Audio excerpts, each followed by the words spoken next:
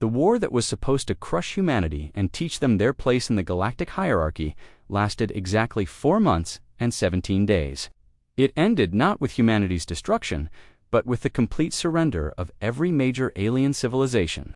The great fleets that had set out to cage the primitive humans returned home as broken remnants, carrying tales of impossible human weapons and devastating defeats that shattered everything the galaxy thought it knew about warfare. Prime Minister Kim Hanna stood in the rebuilt assembly hall on Earth, looking out at representatives from 47 alien species who had come to negotiate the terms of their surrender. The same beings who had delivered ultimatums with arrogant confidence just months before now sat with heads bowed and voices trembling as they begged for mercy from the species they had tried to destroy. The transformation was complete and absolute.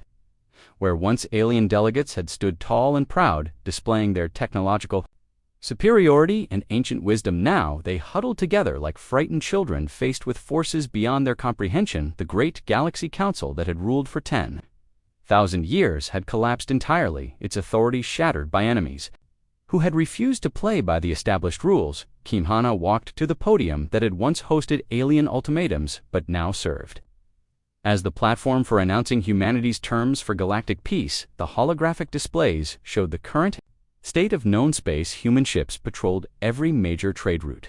Human bases had been established in star systems that had been alien strongholds for millennia. Human agents had revealed themselves in positions of authority throughout alien governments. The Galaxy Council's ultimatum has failed, she announced, her voice carrying clearly through universal translators to every corner of known space. Humanity will not be caged, contained, or controlled. The age of alien dominance is over today. We establish a new order based on equality, cooperation, and mutual respect, rather than the tyranny of assumed superiority. The alien representatives made no sounds of protest or objection. They had learned through bitter experience that humanity possessed not just superior technology, but strategic thinking that made resistance futile. The species that had seemed so primitive just months before had demonstrated capabilities that redefined what was possible in warfare, politics, and intelligence. Operations Dr. Yoon-hae stepped forward to present the scientific findings that had made human victory inevitable.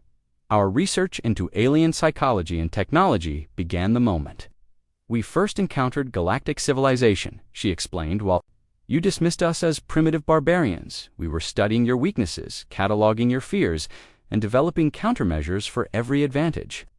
You thought you possessed. The presentation showed the scope of humanity's preparation, detailed psychological profiles of every major alien species, comprehensive technical analysis of alien weapons and defenses, strategic plans that had anticipated every possible alien response. The aliens had been fighting an enemy who knew them better than they knew themselves. But the most shocking revelation was still to come. Captain Lee Sue activated holographic displays showing the true extent of human infiltration into alien society. Trusted alien officials removed synthetic disguises to reveal human faces underneath. Military commanders who had served alien governments for decades identified themselves as human agents.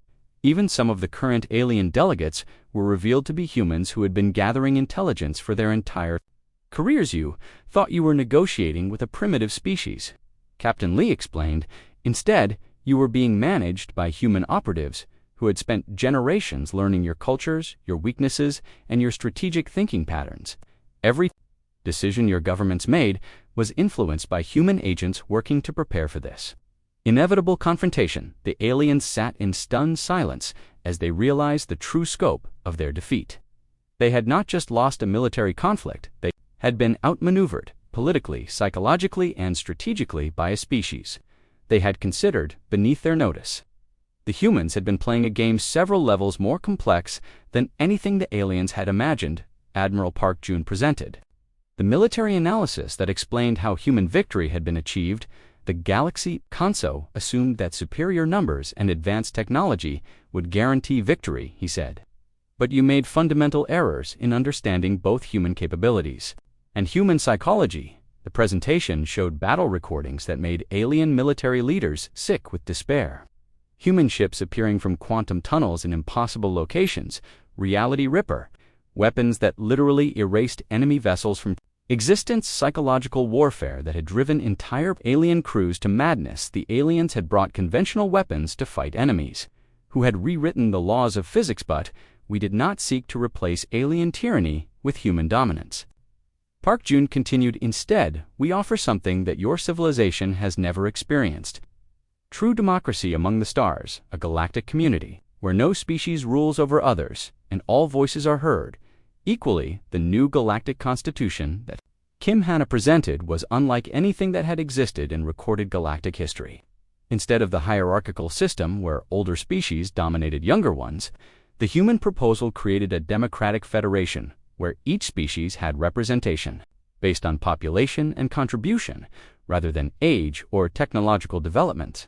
Document guaranteed rights that alien civilizations had never considered: universal freedom of movement throughout galactic space, protection for minority species who had been oppressed under the old system, democratic representation in all galactic decisions, economic cooperation that benefited all species rather than enriching the most powerful. Most importantly, the new constitution included provisions that prevented any single species from dominating others. The weapons that had given humanity victory would be shared with all member species as a guarantee against future tyranny. Advanced human technology would be made available to help less developed civilizations catch up. The intelligence networks that had penetrated every alien government would be transformed into cooperative information sharing systems.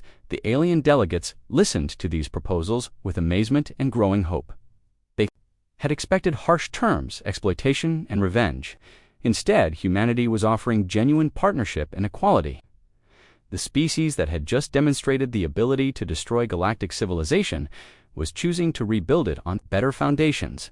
But there were conditions. Kim Hanna made clear: all species that joined the new Galactic Federation must abandon the old hierarchies and systems of dominance. No member species will be permitted to maintain military forces beyond what is necessary for self-defense. All disputes between member species will be resolved through democratic processes rather than military action. The transformation would not be easy.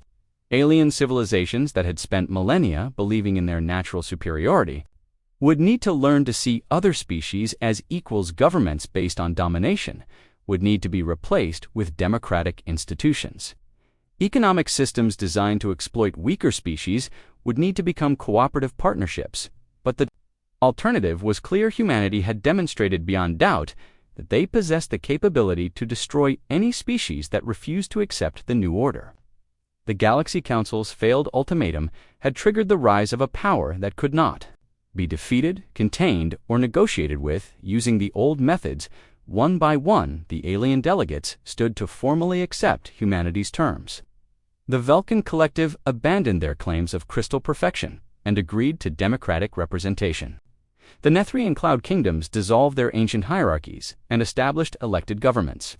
Even the proud Zorlok Empire accepted that their age of dominance was over. High Counselor Vexter was the last to speak. His 6 arms no longer spread in gestures of authority, but folded in submission. We accept your terms, he said, his voice barely audible. The Galaxy Council formally surrenders all claims to galactic authority and pledges cooperation with the new Democratic Federation. Hanna nodded as she accepted the formal surrender documents, but she knew that the real work was just beginning. Building a truly democratic galactic civilization would require generations of effort. Humanity had won the war through superior preparation and strategic thinking, but winning the peace would require wisdom, patience, and the ability to transform former enemies into genuine partners. The Galaxy Council's ultimatum had indeed failed, but its failure had created something unprecedented in galactic history: a civilization based on cooperation rather than domination, equality rather than hierarchy, hope rather than fear. The species that had tried to cage humanity had instead been liberated from their own systems of oppression. As the new Galactic Federation held its first democratic assembly, Kim Hanna looked out at representatives from dozens of species working together as equals for the first time in recorded history. The ultimatum that was meant to destroy humanity had instead given birth to a new age of freedom and cooperation among the stars. The age of alien dominance was over. The age of galactic democracy had begun. The Galaxy Council's response to humanity's demonstration of power was exactly what human strategists had predicted: rather than accepting defeat or seeking negotiations. The alien leadership doubled down on their arrogance emergency sessions, declared total war on humanity, and called up every reserve fleet from every member civilization, over 200,000 alien warships, began converging on human space in the largest military mobilization in galactic history. High Counselor Vexter stood before the assembled War Council, his 6 arms spread wide in a gesture of desperate defiance. "We will not be intimidated by these upstart primitives," he declared. "The humans may have some advanced weapons, but they are still outnumbered 200 to 1. When our combined fleets crush their pathetic colonies, they will remember their place in the galactic order." Alien delegates cheered and roared their approval. Each species brought their most powerful vessels. The Vulcans activated their reserve crystal fleets that had been kept in storage for centuries. The Nethrians mobilized their ancient cloud fortresses that could consume entire star systems. The Zorlax awakened their hibernating Titan ships, each one the size of a small moonbutt. On Lunabase, in the secret command center, buried deep beneath the moon's surface, Admiral Park Jun watched the alien mobilization with calm satisfaction. The old human fear of being outnumbered had been replaced by cold strategic calculation. Humanity had spent generations being underestimated, and now it was time to use that advantage to end the war. "Permanently signal all Ghost Fleet commanders," he ordered.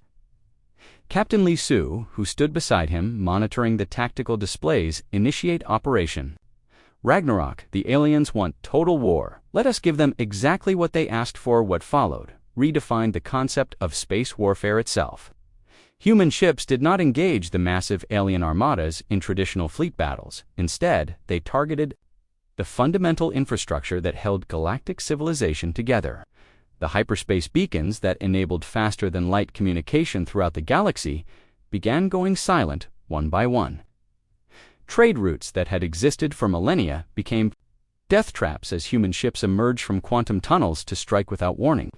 The aliens had built their entire civilization around the assumption that space travel required their hyperspace lane network, but humans could appear anywhere at any time using quantum tunneling technology. The result was that every alien ship, every alien base, every alien colony became vulnerable to instant attack from enemies who could not be detected, tracked, or intercepted. Captain Choi Min led a strike force against the central hyperspace hub, a massive space station that coordinated all galactic communications. The station was defended by over 1,000 alien warships and was supposedly impregnable.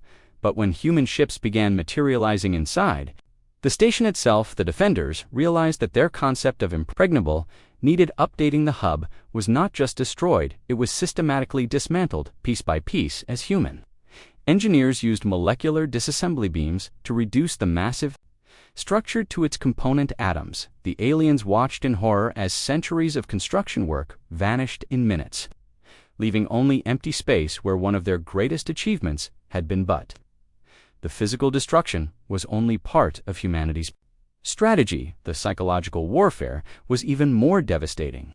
Every alien species had evolved with certain instinctive fears. Buried deep in their genetic memory, human intelligence had cataloged these fears and weaponized them with terrifying effectiveness. The proud Vulcan crystals found their ships invaded by holographic projections of creatures from their worst nightmares.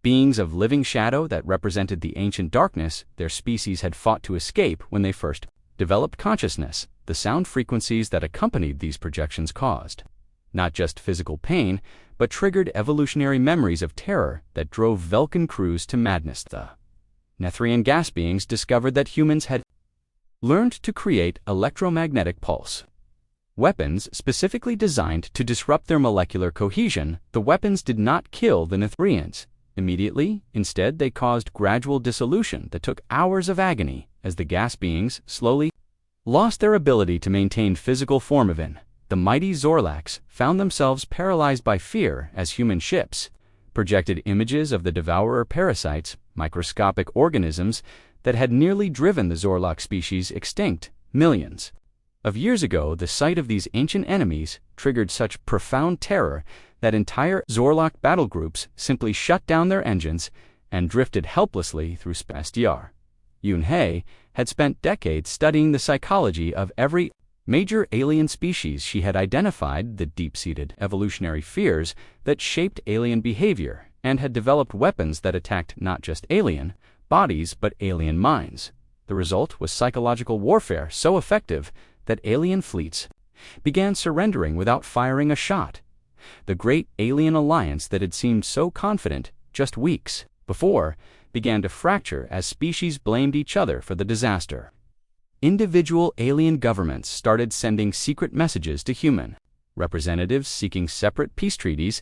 The unified front that the Galaxy Council had presented was crumbling under the weight of enemies who refused to fight. Faradmarl Park, June watched the tactical displays showing alien fleet positions. Throughout the galaxy, red symbols that had once represented threats were turning yellow as alien commanders reported mechanical failures, crew mutinies, and complete breakdowns in military discipline. The aliens were not just losing the war, they were losing the will to continue fighting. The humans had achieved something that military strategists had thought impossible. They had broken the morale of an entire galactic civilization without needing to destroy every enemy ship. The psychological impact of fighting enemies who could appear anywhere with weapons that violated the laws of physics had shattered alien confidence so completely that resistance was becoming impossible. On Nexus Prime, emergency evacuations began as the Galaxy Council prepared to abandon their capital. World intelligence reports indicated that human infiltrators had been operating on the planet for years and that the entire governmental structure was compromised. Alien leaders who had ruled for centuries found themselves fleeing their own offices as human agents revealed themselves in positions of power. The proud species that had once looked down on humanity as primitive barbarians now lived in constant terror of enemies who seemed to be everywhere. At once, every alien government discovered that their most trusted officials included human agents. Every military command found that their classified plans had been compromised for decades. Every civilian population learned that their neighbors might be human spies who had been gathering intelligence for years, but perhaps most terrifying of all was the realization that humanity had been holding back during the initial attacks. Human forces had demonstrated overwhelming technological superiority, but intelligence reports suggested that the weapons used so far were only a small sample of humanity's true capabilities. The Reality Ripper cannons and quantum tunneling drives were apparently considered basic equipment in the human arsenal. Captain Li Su presented Admiral Park with the latest intelligence summary. "Sir," she reported, "alien military resistance is collapsing faster than our most optimistic projections. 17 major species have requested separate peace negotiations. 3 alien governments have been revealed to have human infiltrators in key positions.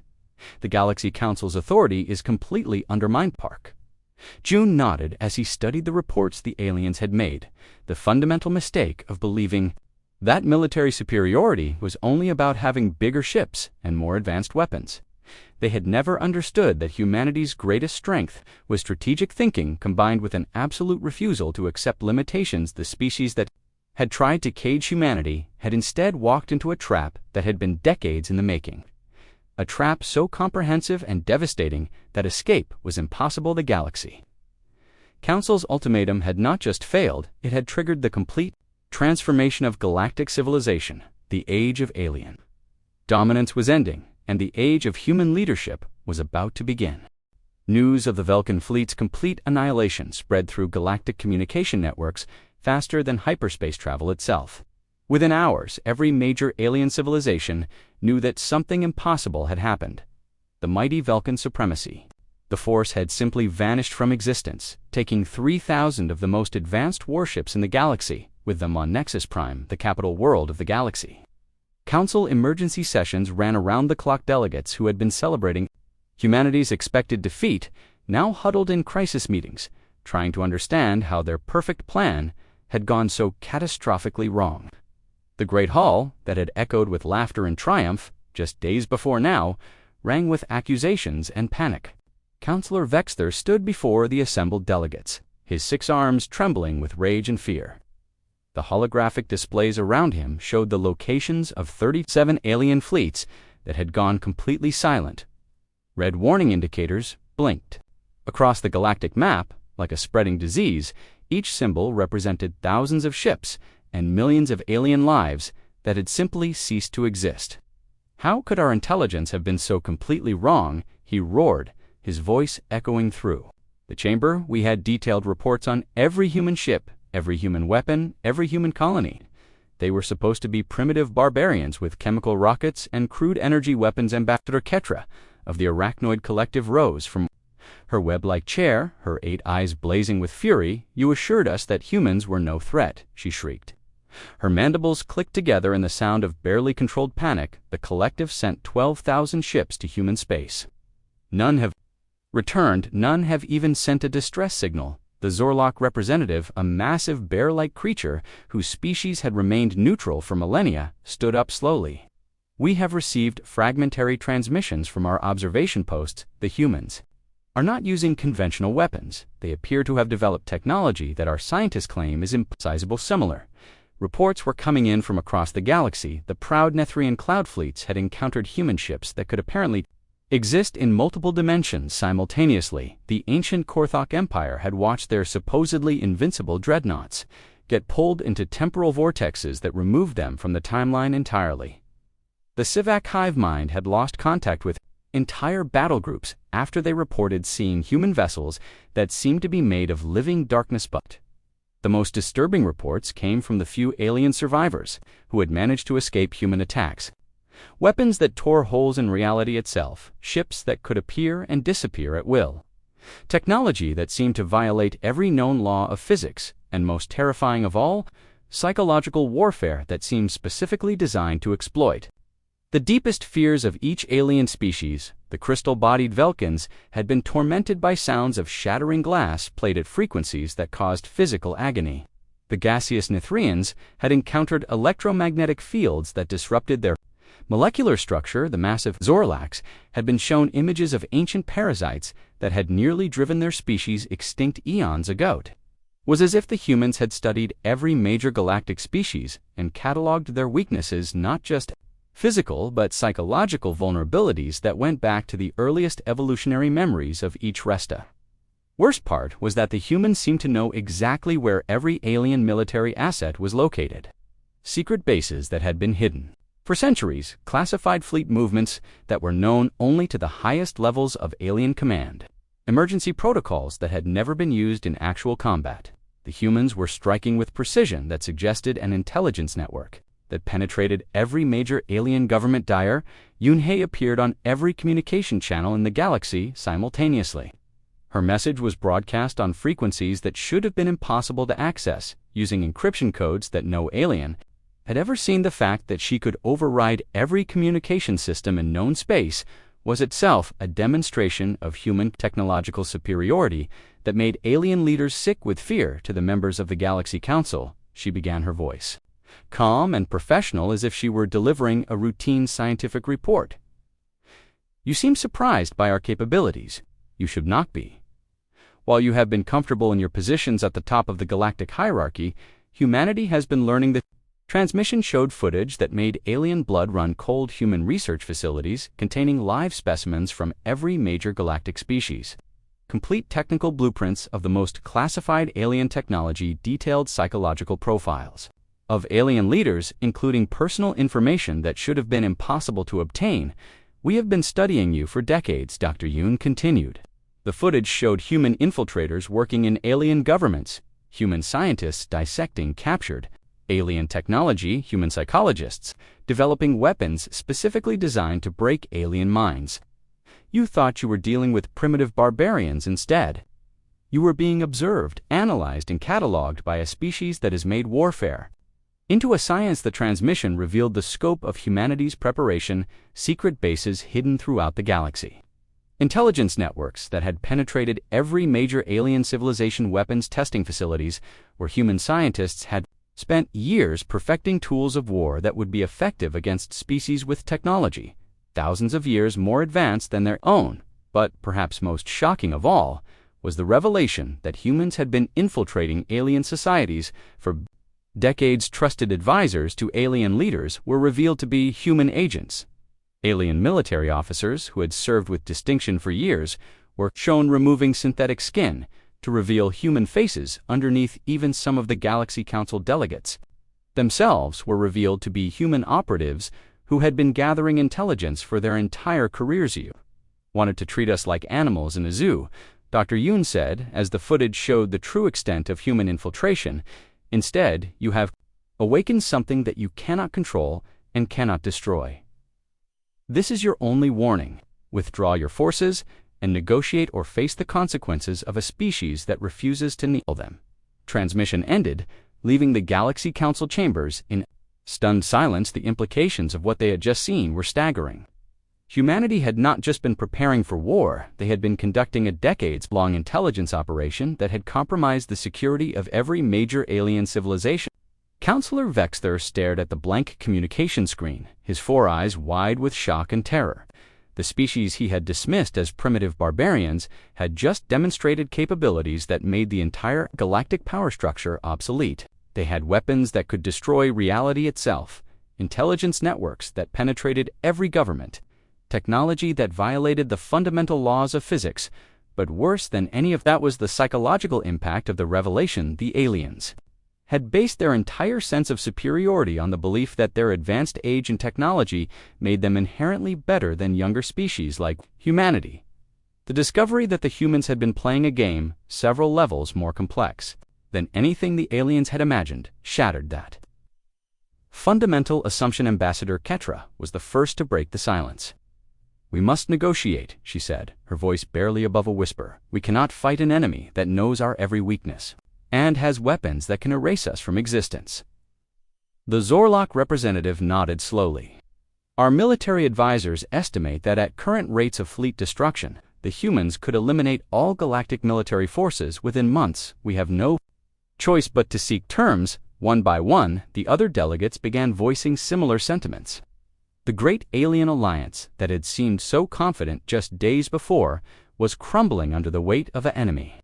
They had completely underestimated the species they had tried to cage had instead caged them, revealing that humanity had been the apex predator.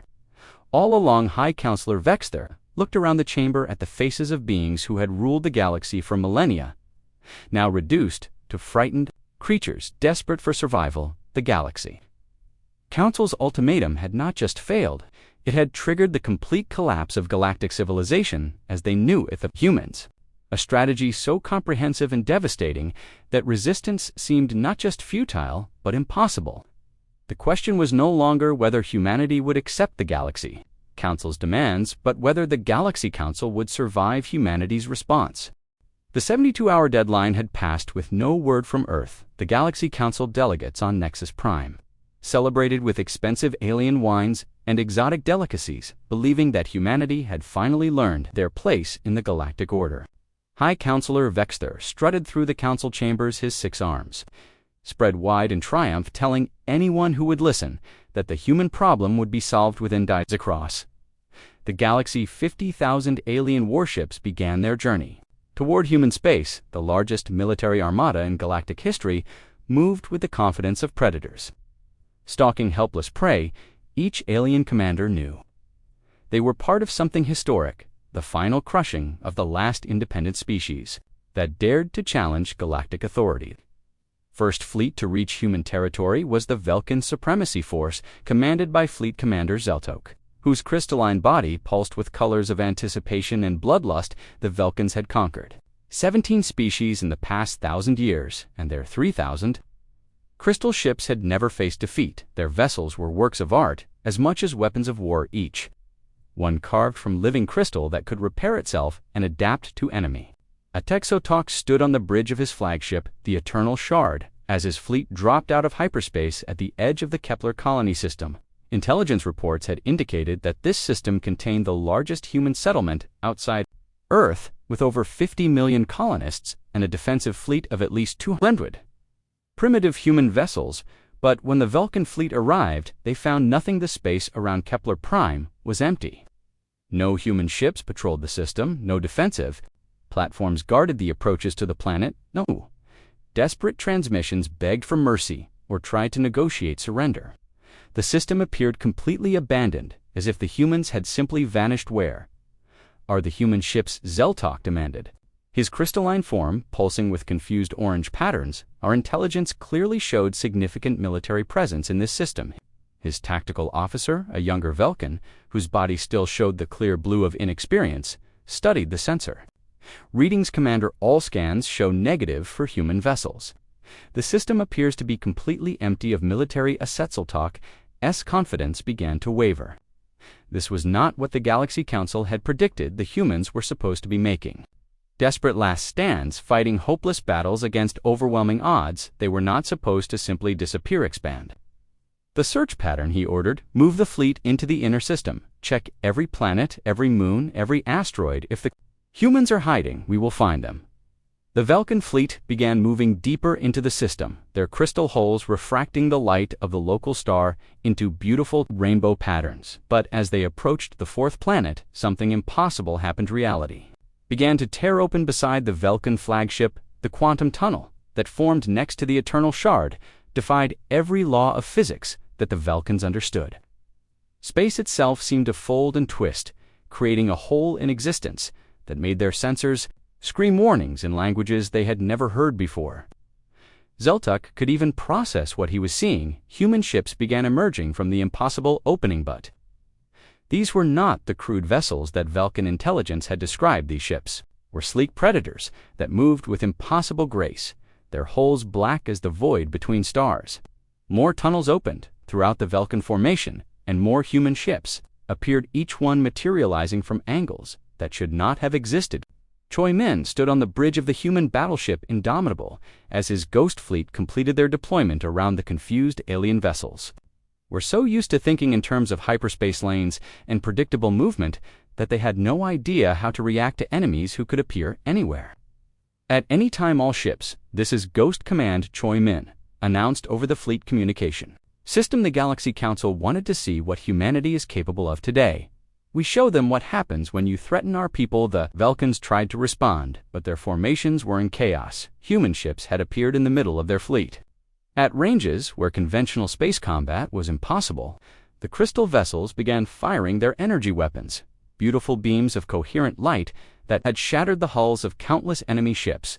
But the human vessels simply absorbed the attacks, their dark hulls drinking in the energy like hungry Beto Sheltok watched in horror as his flagship's most powerful weapons had no effect on the human ships. The beams that could crack planets were being absorbed as if they were nothing more than flashlight beams. His tactical displays showed weapon impacts but no damage readings. The humans were using some kind of technology that made his advanced crystal ships look like children's toys. Return fire. Choi Min ordered calmly. The human. The response was devastating beyond devastating. The reality Ripper cannons opened fire, and space itself began to scream. In reality, that consumed everything within 1,000 kilometers, the beautiful crystal vessels that had been the pride of the Velkin. Space-time itself bent around the human weapons. His sensors could not even properly record what was happening to his fleet. The quantum effects were so intense that his instruments kept showing impossible readings. Ships that existed one moment were gone the next, not destroyed, but completely removed from reality. Possible, he whispered, his crystalline form pulsing with colors of terror and disbelief. This cannot be happening, but it was happening. The mighty Velkin, supremacy force that had conquered species across the galaxy, was being annihilated by weapons that broke the fundamental laws of physics. The humans were not just defeating them, they were demonstrating a level of technological advancement that made millennia of Velkin progress look primitive. The battle lasted exactly 17 minutes. When it ended, the Velkin fleet was nothing but scattered atoms drifting through space.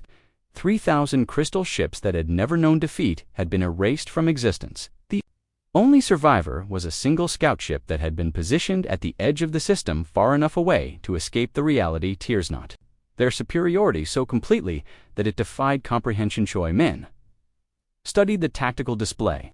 Tunnel formation, he ordered. We have other alien fleets to visit. Today the human ships began disappearing back into their impossible tunnels, leaving no trace that they had ever been there. Emptiness of abandonment, but the emptiness of a perfectly laid trap. The lone surviving Velkin scout ship recorded everything its sensors could detect, then activated its emergency hyperspace beacon. The message it sent back to Nexus Prime was simple and terrifying. The human fleet is not primitive. They have weapons that can destroy reality itself. The supremacy force is gone, completely gone. Nothing remains across. The galaxy's similar scenes were playing out. Human Ghost Fleet units were appearing, without warning, at alien fleet positions. The proud armadas that had set out to crush humanity were being systematically annihilated by weapons and tactics that no alien military had ever encountered. The Galaxy Council had expected to receive reports of human surrender within hours. Instead, they were receiving desperate transmissions from their own fleets, human technology, and devastating defeats that made no sense according to everything they thought. They knew about warfare. High Counselor Vexter stood in the Galaxy Council chamber, staring at the tactical displays that showed red warning symbols appearing throughout known space. Each symbol represented an alien fleet that had gone silent. Each symbol represented a failure of galactic intelligence, so complete that it bordered on the incomprehensible. How could we have been so wrong? He whispered to himself, his 4 red eyes reflecting the light of the warning displays. The answer was simple. Humanity had spent decades being underestimated and had used that time to prepare for war in ways that no alien species had ever imagined. The Galaxy Council had been so confident in their superiority that they had never considered the possibility that the primitive humans might actually be the most dangerous species in the galaxy. The first phase of the war was over, and humanity had won so completely that it redefined what victory meant. The aliens had brought overwhelming numbers and advanced technology. Humanity had brought something far more dangerous: preparation, patience, and the absolute refusal to accept defeat. The Galaxy Council's ultimatum had indeed failed, but not in the way anyone had expected. Deep beneath the surface of the moon, in facilities that did not exist on any official records, Admiral Park Jun walked through corridors that stretched for miles underground. The Prometheus Command Center was the most classified location in human space, more secret than any government bunker, more hidden than any military base. For 30 years, humanity had been building something that would change the balance of power in the galaxy forever. The elevator descended for what felt like hours, through layers of rock and metal and concrete, until finally the doors opened to reveal a sight that would have made alien observers weep with terror. The Ghost Fleet construction bays stretched out in all directions, filled with ships that defied everything the galaxy thought it knew about human technology. Captain Li Su met Admiral Park at the elevator, her uniform crisp, despite having worked for 18 hours straight. "Sir," she reported, "all Ghost Fleet units are reporting ready status. We have confirmation from every hidden shipyard in the system. The aliens' monitoring stations have detected nothing." Massive construction facility below them, hundreds of vessels hung in zero-gravity bays, each one a masterpiece of human engineering disguised as primitive technology. The official human fleet that the aliens had been tracking consisted of 3,000 ships built with technology that seemed barely advanced enough for interstellar travel. Real threat. What they had missed was the shadow construction program for 3 decades. While the aliens had been laughing at human attempts to build starships, humanity had been constructing a second fleet in complete secrecy, hidden shipyards inside hollowed-out asteroids, manufacturing facilities disguised as mining operations, construction crews who lived their entire lives in space, never setting foot on any planet where alien spies might see them. The Ghost Fleet numbered over 15,000 vessels, each one equipped with technology that would make the most advanced alien ships look like children toys. But the real secret was not the number of ships or even their advanced weapons. The real secret was how they moved through space. "What is the status of the quantum tunneling drives, Park?" Jun asked. As they entered the main command center, Captain Li Su smiled. "Fully operational on all vessels, sir. The aliens still think faster than light travel requires their precious hyperspace lanes. They have no idea. We learned to punch holes directly through space-time itself. Our ships can appear anywhere in the galaxy without using any of their monitored travel routes." The breakthrough had come 20 years ago, when Dr. Yunhei had been studying captured alien technology not to copy it but to understand its limitations. The aliens used hyperspace lanes that connected star systems like highways through space. These lanes could be monitored, controlled, and blocked, but human scientists had discovered something. The aliens had missed space itself could be folded and torn, allowing ships to step from one location to another without traveling through the space between, while alien ships were trapped using predictable routes that took days or weeks to traverse. Human vessels could appear instantly anywhere in the galaxy. The tactical advantage was overwhelming, but humanity had kept it secret, waiting for the right moment to reveal their true capabilities. But even the quantum drives were not the most dangerous. "Weapon in humanity's arsenal, show me the Reality Ripper status," Park Jun ordered as they approached the Central Command Station. Lee Su led him to a heavily shielded section of the command center where the most classified weapons research took place. The Reality Ripper project had been born from humanity's desperate need to find weapons that could threaten species with technology thousands of years more advanced than their own. Traditional weapons would be useless against alien shields and armor, but reality itself could not be shielded against the Reality Ripper. Cannons can literally tear holes in the fabric of existence itself, Lee Su explained as they looked at the weapon readouts. Each shot creates a temporary rift in spacetime. That destroys everything within a 1,000-kilometer radius. We have tested them on remote asteroids. The results are beyond devastating. Park Jun studied the weapon specifications. These were not just advanced weapons, they were weapons that broke the fundamental laws of physics that governed the galaxy. The aliens had spent millennia developing technology within the rules of science. Humanity had decided to rewrite the rules entirely. "What about the antimatter torpedoes?" he asked Captain Lee. Su pulled up another display, fully loaded on all Ghost Fleet vessels. "Sir, each torpedo carries enough antimatter to crack a small moon. We have also deployed gravity bombs that can collapse stars and temporal displacement mines that can erase entire fleets from existence." The Admiral nodded grimly. The aliens had made their greatest mistake in assuming that any species young enough to be confined to a single star system must be primitive. They had no concept of human paranoia or human determination. When faced with a hostile galaxy, humanity had not tried to make friends or find their place in the existing order. Instead, they had prepared for war. Galaxy Council had been monitoring human progress for decades, but they had only seen what humanity wanted them to see: the public fleet with its crude chemical rockets and basic energy weapons, the struggling colonies that seemed barely able to sustain themselves, the desperate attempts to trade with alien merchants for advanced technology. They had never suspected that every human colony was actually a disguised military base. Every mining operation was secretly producing weapons. Every trade mission was gathering intelligence on alien weaknesses. Every diplomatic contact was an opportunity to plant spies and infiltrators. "Sir," Captain Lee Su said, checking her communication displays, "we are receiving reports from all human colonies. The aliens have begun moving their fleets toward our systems. They clearly expect us to surrender or put up a token resistance before being crushed." Park Jun smiled. It was not a pleasant expression. "How many ships are they sending?" "According to our intelligence networks, over 50,000 vessels from 47 different species. They are bringing everything they have, the largest military force assembled in galactic history, all aimed at what they think is a primitive species with barely 3,000 ships." The Admiral walked to the main tactical display, showing the positions of alien fleets throughout the galaxy. Red dots indicated enemy vessels, while blue dots showed human positions. But there were far more blue dots than any alien would have expected. Human ships were hidden in asteroid fields, disguised as space debris, tucked away in the dark between stars, positioned in places where no alien would think to look. The aliens think in terms of territory and resources, Park Jun said, studying the display. "They assume we will defend our colonies and fight predictable battles along established lines, but we are not going to play by their rules." "What are your orders?" Sir Lee Su asked Park.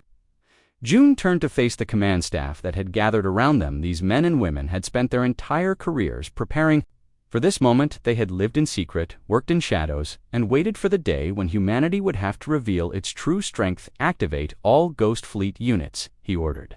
"Signal every hidden base, every secret shipyard, every covert operation. Sell the Galaxy Council wanted to see what humanity is capable of. Let them seethe." Command Center erupted into controlled activity as orders went out to human forces across the galaxy.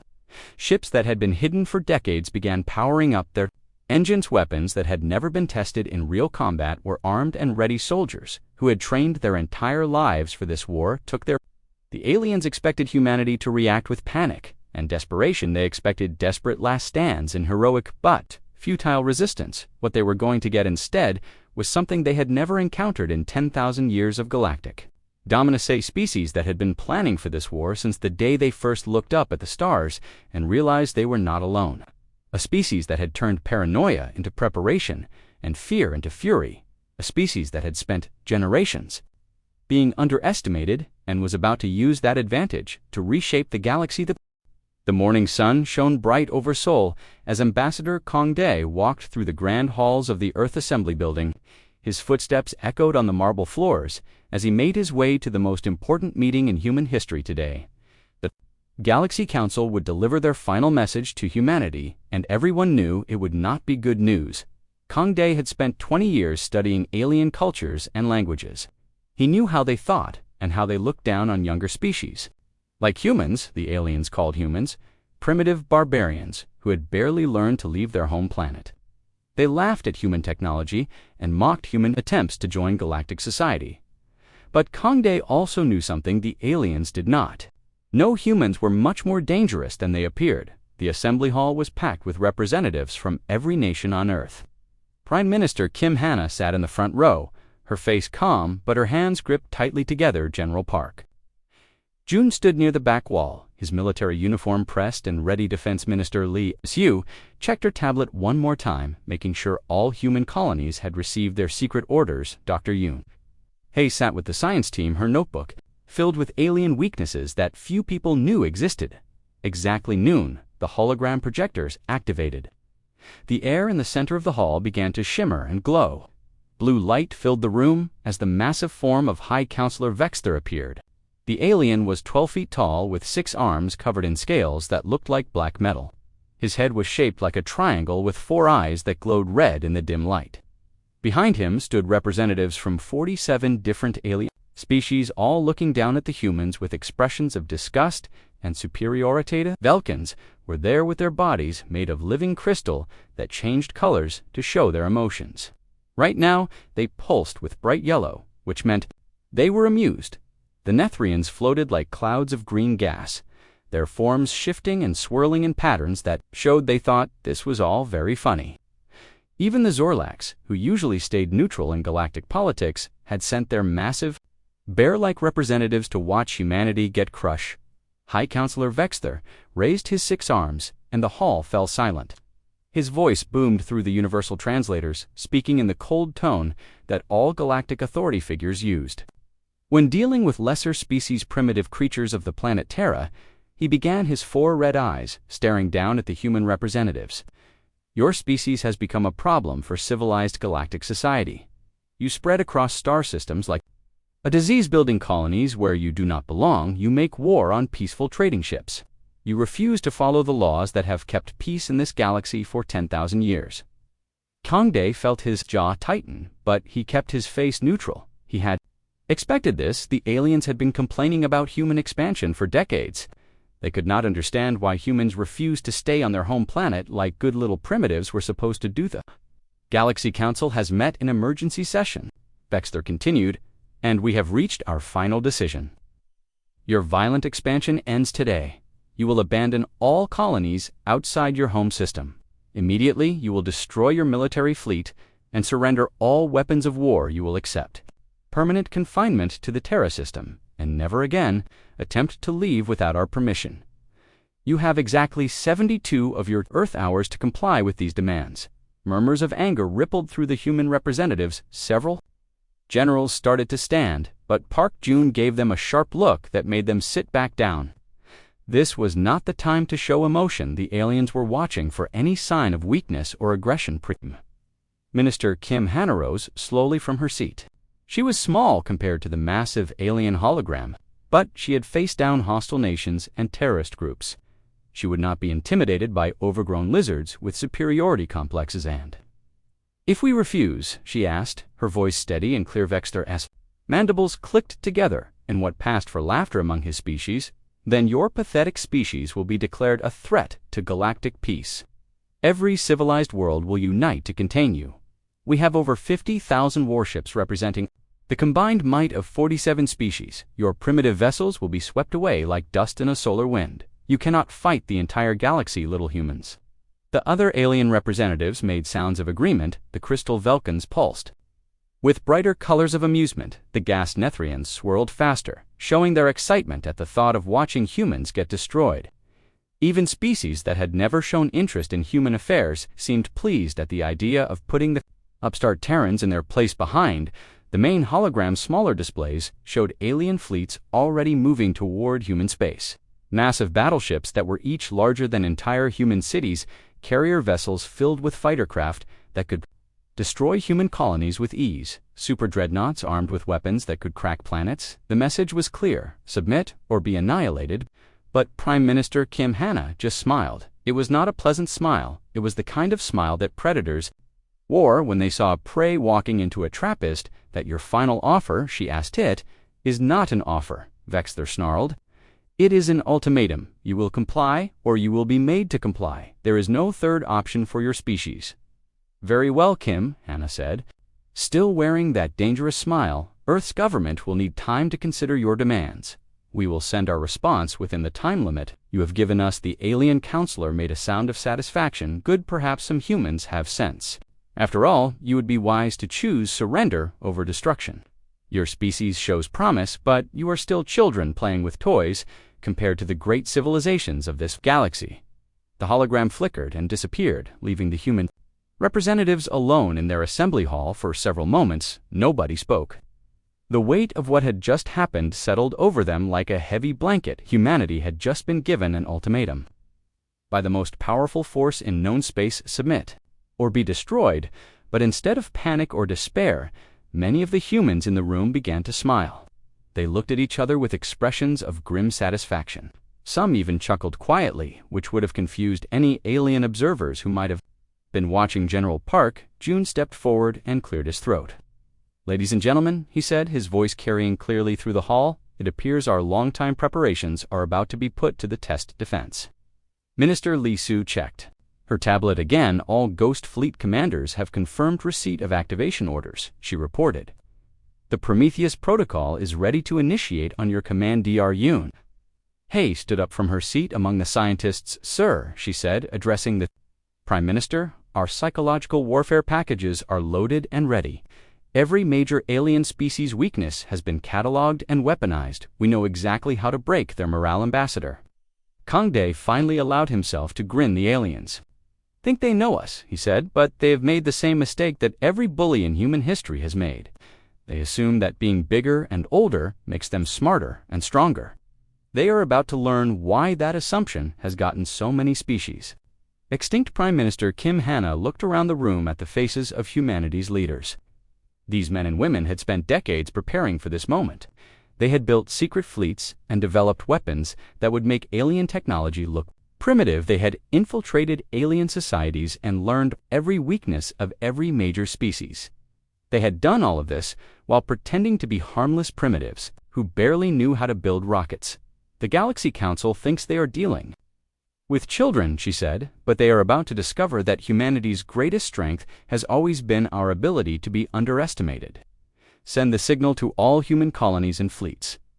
Operation Prometheus begins now. The 72-hour countdown had started, but instead of surrender or panic, humanity was about to show the galaxy why it was dangerous to corner a species that had fought its way to the top of the food chain on one of the most hostile planets in known space. The aliens wanted to see what humans were really capable of. They were about to get their wish in ways they could never have imagined.